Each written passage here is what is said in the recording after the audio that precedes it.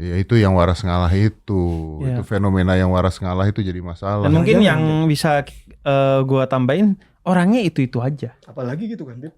Orangnya itu. Iya, Iya. artinya kan orangnya itu aja, sehingga kemudian ya itu fenomena yang memang menjadi pada akhirnya bolanya ada pada negara. Ya.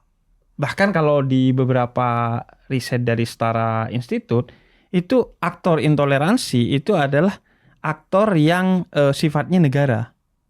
Jadi oknum di dalam negara, di dalam pemerintahan. Ya. Jadi kalau kita kan udah nih, kita mengedukasi dan kita akan terus mengedukasi. Tugas pendakwah kan ya edukasi ya. Kemudian tugas lembaga seperti Pendeta Darwin Darmawan adalah mengadvokasi.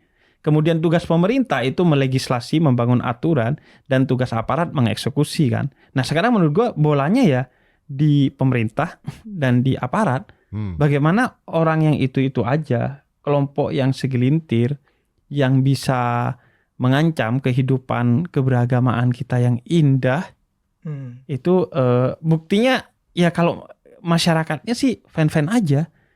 Kadang bahkan didorong ya. Misalnya nih Om Ded, termasuk misalnya ya, ada staf khusus Menteri HAM yang propose supaya hukum tidak berlanjut. Ini oke dari sisi kebaikan, tapi dari sisi regulasi kan problem nih. Kalau kemudian hukum seakan-akan malah memberikan ruang kebebasan pada orang yang keliru. Padahal mungkin tidak terlalu banyak pada saat itu. Kalau kita bicara HAM tuh jadi sulit sebenarnya.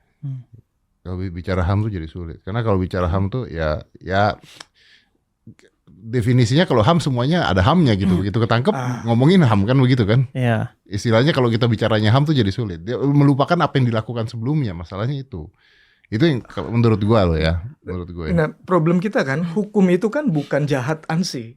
Hukum itu kan ada dalam rangka kita mengatur hidup bersama supaya ke depan baik. Jadi nggak boleh cuma dilihat ini jangan ditindak secara hukum karena jahat. Padahal apa artinya hidup bersama kalau hukum nggak ditegakkan misalnya. Nah di sini kan kadang-kadang yang kalau saya pinjam kata-kata Habib, perlunya pemerintah membangun hidup bersama secara baik, dan di demokrasi rule of law itu penting kita tegakkan. Misalnya ya untuk isu itu nih, itu ramai sekali nih di teman-teman ya Kristen ya. Ini kalau yang bersalah misalnya pihak tertentu yang lebih banyak kok diusulkan diampuni di restoratif justice. Coba kalau yang ini itu ramai sekali. Dan ini kan menyimpan semacam sekam kebencian di internal orang Kristen, seakan-akan diperlakukan tidak adil.